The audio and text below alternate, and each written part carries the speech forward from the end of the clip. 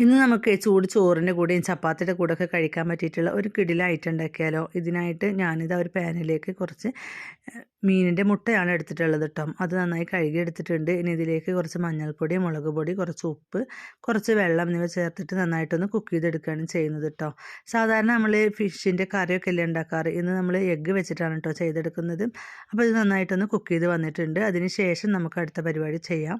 ഇനിയിപ്പോൾ അതാ കുക്ക് ചെയ്ത് വന്നിട്ടുള്ള ഈ സംഭവം ഒരു സൈഡിലേക്ക് മാറ്റി വെച്ചിട്ടുണ്ട്. അതിന് ശേഷം ഒരു പാനിലെടുത്തിട്ട് അതിലേക്ക് ചെറുതായി കട്ട് ചെയ്ത് വെച്ചിട്ടുള്ള സവോള, ഒരു വലിയ സവോളയാണ് എടുത്തിട്ടുള്ളത്. ഇനി ഇതിലേക്ക് കുറച്ച് കറിവേപ്പില, കുറച്ച് ഇഞ്ചി വെളുത്തുള്ളി പേസ്റ്റൊക്കെ ആഡ് ചെയ്ത് കൊടുത്തിട്ടുണ്ട് കേട്ടോ. ഇനി ഇവയെല്ലാം കൂടെ നന്നായിട്ടൊന്ന് സോഫ്റ്റായി കിട്ടുന്നവരൊന്ന് വെയിറ്റ് ചെയ്യുക. ഇനി ഇതിലേക്ക് ഞാൻ കുറച്ച് മുളക് പൊടിയും കുറച്ച് മഞ്ഞൾപ്പൊടിയും എന്നിവ ചേർത്ത് കൊടുത്തിട്ട് നന്നായിട്ടൊന്ന് വഴറ്റിയെടുക്കുകയാണ് ചെയ്യുന്നത് കേട്ടോ. ഇനിയിപ്പോൾ ഇതാ ഇതിലേക്ക് നമ്മൾ നേരത്തെ ബോയിൽ ചെയ്ത് വെച്ചിട്ടുള്ള എഗ്ഗ് ഉണ്ടല്ലോ, അതൊന്ന് ഇതിലേക്ക് ആഡ് ചെയ്ത് കൊടുക്കുന്നുണ്ട്. എന്നിട്ട് ഇവയെല്ലാം കൂടെ ചേർത്ത് നന്നായിട്ടൊന്ന് മിക്സ് ചെയ്ത് കൊടുക്കുക. ഈ സമയത്ത് ഉപ്പുണ്ടോ എന്നൊക്കെ ഒന്ന് ചെക്ക് ചെയ്ത് നോക്കുക. കുറവുണ്ടെങ്കിൽ ഉപ്പും എരിവൊക്കെ ഒന്ന് ആഡ് ചെയ്ത് കൊടുക്കാവുന്നതാണ്. അങ്ങനെ നന്നായിട്ട് ഈ ഒരു വെള്ളമൊക്കെ ഒന്ന് വറ്റി നന്നായിട്ടൊന്ന് ഡ്രൈ ആക്കി എടുക്കുകയാണ് ചെയ്യുന്നത് കേട്ടോ. ഇനി ഇതിലേക്ക് ആവശ്യത്തിന് കുറച്ച് അല്പം മല്ലിയിലയും കൂടെ ആഡ് ചെയ്ത് കൊടുക്കുന്നുണ്ട് കേട്ടോ. അപ്പോൾ ഇതാ നല്ല അടിപൊളി ടേസ്റ്റി ആയിട്ടുള്ള നമ്മളുടെ എഗ് റോസ്റ്റ് റെഡി ആയിട്ടുണ്ട് കേട്ടോ. ചോറിൻ്റെ കൂടെയും ചപ്പാത്തിയുടെ കൂടെയും ദോശയുടെ കൂടെയൊക്കെ കഴിക്കാൻ പറ്റിയിട്ടുള്ള ഒരു കിടില ഐറ്റമാണ്. എല്ലാവരും ഒന്ന് ട്രൈ ചെയ്ത് നോക്കൂ.